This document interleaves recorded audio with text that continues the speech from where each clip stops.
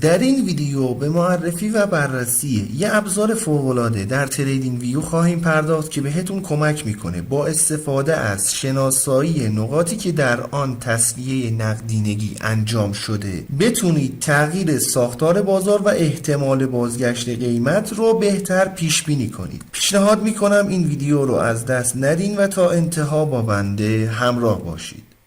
سلام، من علیرضا هستم و اینجا کانال گلدن تریدینگ سیستم. خیلی خوش اومدین به یه ویدیو دیگه از سری آموزش اندیکاتور و استراتژی های معاملاتی تریدینگ ویو. اندیکاتوری که در تصویر مشاهده میکنید یه ابزار پیشرفته در تحلیل تکنیکال هست که برای شناسایی تسویه نقدینگی یا همون لیکویدیتی سویپ در بازار طراحی شده. این اندیکاتور به معامله‌گران کمک میکنه تا مناطقی که در اون حجم زیادی از سفارشات استاپ لاس فعال شده رو شناسایی کرده و در نتیجه میتونه بهتون نقاط احتمالی بازگشت قیمت و تغییرات ساختار بازار رو نشون بده. اصلی ترین جزء اندیکاتور دوستان این خط سوپر ترندی هست که به رنگ‌های قرمز و آبی نمایش داده میشه و مبنای محاسبات اندیکاتور به حساب میاد. هنگامی که در یک روند صعودی قیمت به سمت نقدینگی سمت فروش حرکت کرده و نقدینگی ها رو جمع آوری میکنه،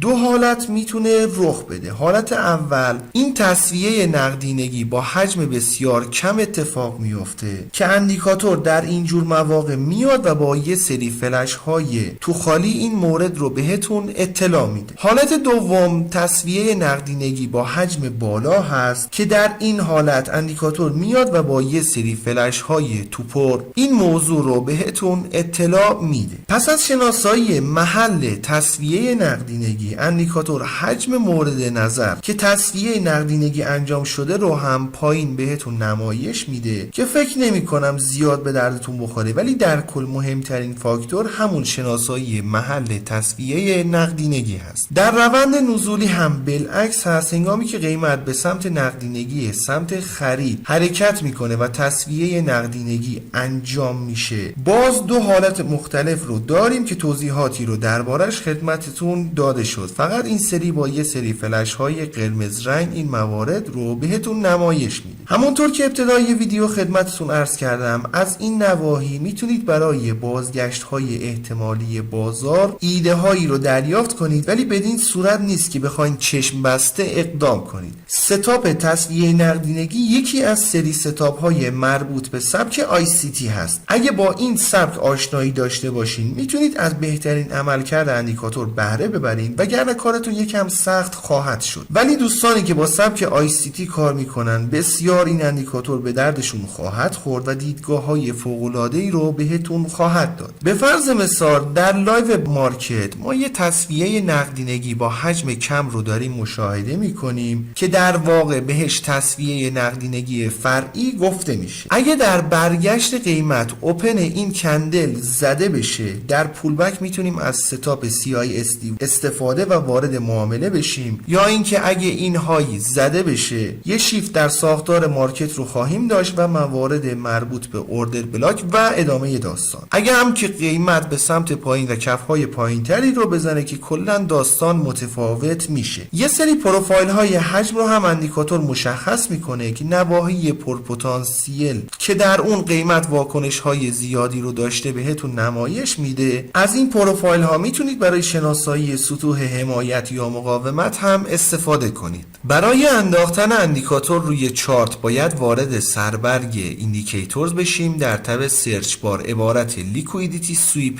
فیلتر رو وارد کنیم. این اندیکاتور هست که توسط الگو آلفا طراحی شده. بسیار خوب، اجازه بدیم به قسمت تنظیمات اندیکاتور هم بپردازیم. گزینه لنگ در واقع همون پریود مربوط به خط سوپر ترند هست. گزینه مولتی پلیر فاصله بین قیمت و باندها رو مشخص میکنه. در گزینه بعدی مشخص میکنید که چقدر قیمت در سطوح نفوذ انجام بده به عنوان تسویه نقدینگی اصلی در نظر گرفته بشه. و در نهایت اگر خواستین از پروفایل های حجم استفاده کنید، در این قسمت میتونید گزینه های شخصی سازیش رو انجام بدین. انشالله که براتون مفید باشه. رو قله میبینم دوست من.